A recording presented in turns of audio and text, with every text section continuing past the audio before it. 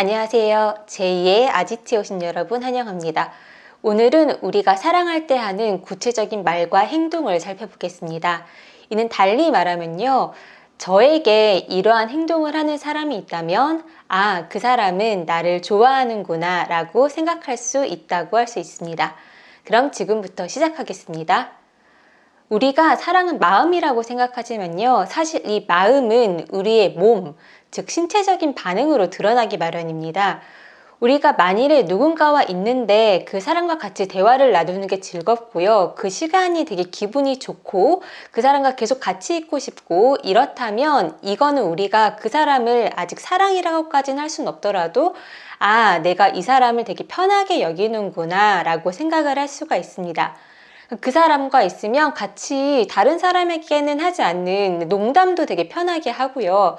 그리고 그 시간을 지나서 집에 돌아왔을 때 뭔가 힘들거나 이러기보다는 에너지가 채워져서 그 에너지로 다시 내 일상생활을 할 수가 있고, 이렇다면 내가 그 사람과 잘 맞는다고 할 수가 있어요. 그리고 내가 그 사람을 그냥 떠올렸을 때 나도 모르게 이렇게 입가에 미소가 지어지고 기분이 좋아지고 또 그 사람과의 만남이 기다려지고 이런다면 내가 그 사람을 좋아하는구나 라고 할 수가 있습니다. 반면에 내가 어떤 사람을 딱 떠올렸는데 그 사람을 떠올리니까요. 뭔가 마음이 답답하고 되게 힘들고 막 에너지가 빼앗기는 느낌이 들고 그냥 떠올리는 것만으로도 이러한 마음이 든다면요. 사실 나는 그 사람과 같이 이렇게 이야기를 하고 할 때는 잘 맞는다고 느꼈을진 모르지만 내 마음속 깊은 곳에서는 그 사람이 되게 부담스럽구나. 그 사람이 되게 힘들구나. 나는 그 사람과 거리를 두고 싶구나 라는 그러한 신호라고 할 수가 있습니다. 그리고 누군가를 떠올렸을 때 그 사람이 되게 안 된 것 같아서 도와주고 싶은데 그런데 또 그러지는 못해서 마음이 불편하고 이런 마음이 든다면요. 이거는 어떤 동정이나 연민이라고 할 수가 있는데요. 그냥 나는 그 관계에 사랑이 없다고 할 수는 없지만 일종의 책임감이나 그런 걸 더 강하게 느낀다고 할 수가 있어요. 근데 어떻게 생각하면 우리가 좋아하는 사람이랑 있을 때 기분이 좋은 거는 너무나 당연한 이야기인데 왜 이렇게 당연한 이야기를 하고 있느냐라고 말씀을 하신다면요. 내가 만일에 다른 사람에게 잘 맞추고 그리고 겉으로 볼 때는 상냥하고 친절하고 이런 사람의 경우에는요. 다른 사람에게 잘 맞추다 보니까 정작 내 마음은 잘 모를 때가 많습니다.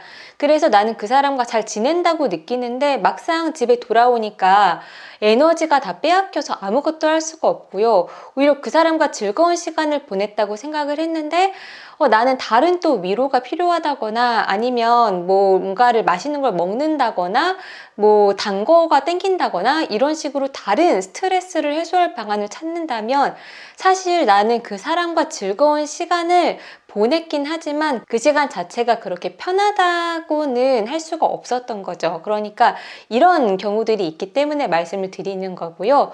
우리가 진짜로 편한 사람 그리고 좋아하는 사람과 시간을 보낼 때는요.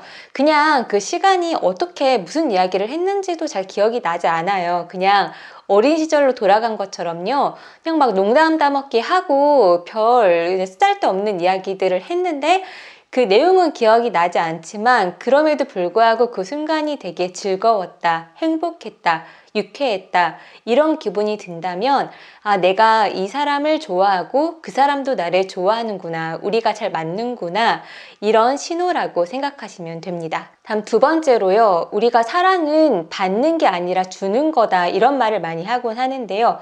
우리가 누군가에게 도움이 되고 그래서 그 사람이 행복해하고 만족해하고 이런 모습을 보는 자체로 나도 뿌듯하고 행복하다면 나는 그 사람을 사랑할 확률이 되게 높다고 할 수가 있습니다. 그러니까 다른 상황을 생각을 해보면요. 저 사람이 나를 좋아해 줬으면 좋겠어. 저 사람이 이렇게 해주면 내가 행복해질 것 같아. 이런 생각을 우리가 많이 하곤 하는데요. 우리가 이것도 사랑이라고 생각을 하지만요. 사실은 나를 기준에 놓고 상대를 내가 행복하기 위한 일종의 도구화를 했다고 할 수가 있어요. 아니면 처음에는 내가 그 사람에게 뭔가를 해주는 것만으로도 되게 행복했는데 어느 순간부터 내가 손해보는 것 같아 이러면서 계산적으로 이해타산을 따지고 있고 이런다면 어느 순간부터 나도 모르게 사랑의 의미가 퇴색이 되었다고도 할 수가 있습니다. 그래서 우리가 베푸는 사랑으로 돌아와서 다시 이야기를 하자면요. 어떻게 하면 그냥 상대가 행복해하는 것을 보는 것만으로도 나도 행복해질 수가 있느냐, 이걸 잘 하려면 상대방이 무엇을 원하는지, 어떠한 결핍이 있는지 이런 것들을 잘 파악을 할 수가 있어야 합니다.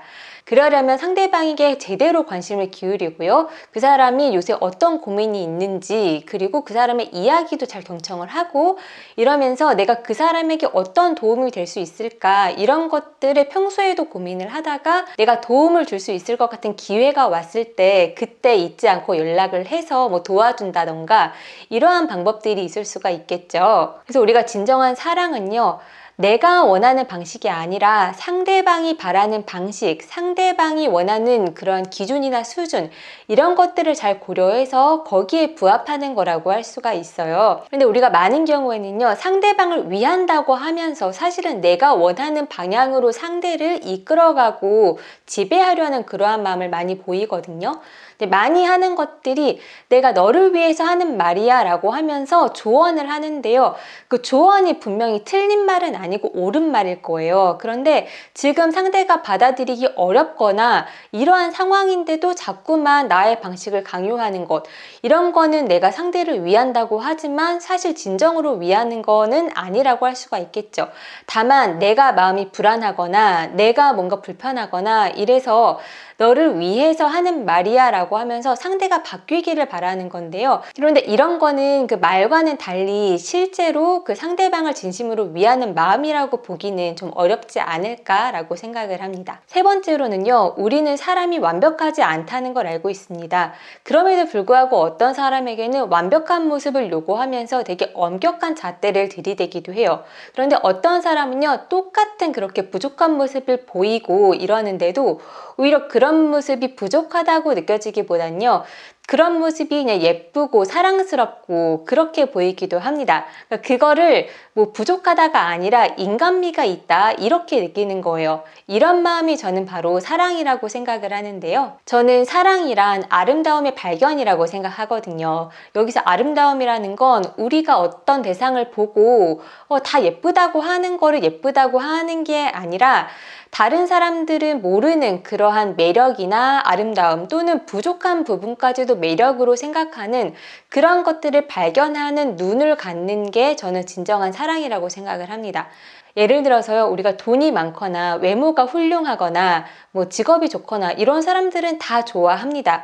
그런데 그러한 겉모습이 아니라 오히려 그렇게까지 되기까지의 그 사람의 노력, 어떤 상처와 고통, 외로움, 이런 것들이 눈에 들어온다면 저는 이게 진정한 사랑이라고 생각을 해요. 그러니까 다른 사람들은 화려한 모습을 보고 어떻게 보면은 거기에서 내가 뭘 얻을 수 있지 않을까? 그런 사람들과 같이 어울리는 것으로 내가 어떤 혜택을 받을 수 있지 않을까? 이러한 생각을 하는데요. 물론 그런 것들도 눈에 들어오겠지만요, 그거 외에도 이 사람의 그 드러나지 않는 그런 모습들을 바라볼 수 있는 통찰이 저는 사랑이지 않은가라는 생각을 하고요. 연민이고 사랑은 아니지만요, 우리가 이상하다고 여기거나 편견을 가지거나 이런 것 너머의 어떤 것들을 보면서 그 상대방의 어떤 외로움이나 고통, 이런 것들을 이해할 수 있는 마음, 이게 바로 진정한 사랑이지 않을까라고 생각을 합니다. 다음으로 네 번째와 다섯 번째로는요, 조금 더 눈에 보이는 그런 확실한 사랑의 증거를 말씀드리려고 하는데요. 일단 네 번째로는요, 우리가 당연히 연락이 바로바로 오면 좋죠. 그런데 우리가 어떤 사람과 안정적이고 신뢰하는 그러한 관계를 형성하고 있다면요, 바로 연락이 오지 않아도 별로 불안하거나 걱정을 하지 않습니다. 그러니까 이렇게 생각을 해볼게요. 우리가 어떤 때 연락에 집착을 하게 되나요? 일단은 내가 어떤 연락을 기다리고 있을 때, 어떤 면접을 봤다거나 아니면 뭔가 내가 선착순으로 신청을 해야 한다거나 이럴 때는 연락을 기다리게 되잖아요. 왜냐하면 내가 어떤 기회를 놓칠 수 있을지도 모른다는 그러한 불안감이 작용을 하기 때문이에요. 그러니까 이런 경우에는 내가 을이 될 수밖에 없는 거잖아요. 아니면 나는 연락을 하고 싶은데 상대방은 나에게 연락을 잘 하지 않을 때, 그러다가 어쩌다 한번 연락이 왔을 때, 이때 나는 연락이 필요한데 상대는 별로 연락을 일관성 있게 하지가 않으니까 이때는 연락이 오면 바로바로 답을 하게 됩니다. 왜냐하면 이때가 아니면 연락을 할 수 없다는, 이것도 마찬가지로 어떤 불안감이 작용을 하기 때문이에요. 그런데 우리가 누군가의 관계에서 안정적으로 관계를 형성하고 있으면 예를 들어서 뭐 카톡 메시지 같은 거를 보냈는데 그냥 일이 사라진 걸 보면 아, 이 사람이 메시지를 확인을 했구나. 내 의사는 잘 전달이 되었구나. 지금은 자기 일에 집중을 하고 있겠지. 그러다가 여유가 될 때 연락을 하겠지라는 이러한 안정적인 관계 패턴이 형성이 되어 있습니다. 그리고 바로 답변이 오거나 연락을 하지 않더라도요. 아, 이 사람이 내가 한 그 말을 생각을 해보고 진심 있게 성의 있게 그렇게 다시 답변을 하고 언젠가 꼭 그 필요한 순간에 연락을 할 거라고 알고 있기 때문에 별로 불안하지가 않은 거예요. 그러니까 여기서 짚어볼 거는요. 내가 만일 연인의 어떤 연락에 너무 바로바로 제깍제깍 답을 하지 않으면 불안하다거나 아니면은 연인이 나에게 바로바로 답을 하지 않았을 때 불안하다거나 이렇다면 우리의 관계가 그렇게 공고하고 신뢰하고 안정적이지는 않구나 라는 생각을 해볼 수가 있다는 말씀입니다. 물론 이건 일상적이고 이제 별로 급하지 않고 그런 상황일 때고요. 나에게 정말로 위급한 그런 상황이 닥쳤을 때 아, 상대방이 나에게 연락을 하고 도와줄 거다라는 그러한 믿음도 여기에는 깔려 있다고 할 수 있습니다. 다음으로 5번째는요. 우리가 모임이나 이런 데서 누가 나에게 호감이 있느냐 이거를 살펴볼 수 있는 좀 척도인데요. 누군가가 우리가 같이 뭐 놀러를 갔거나 여럿이서요, 뭐 여행을 갔거나 이랬는데 다 사진을 찍은 걸 봤는데요.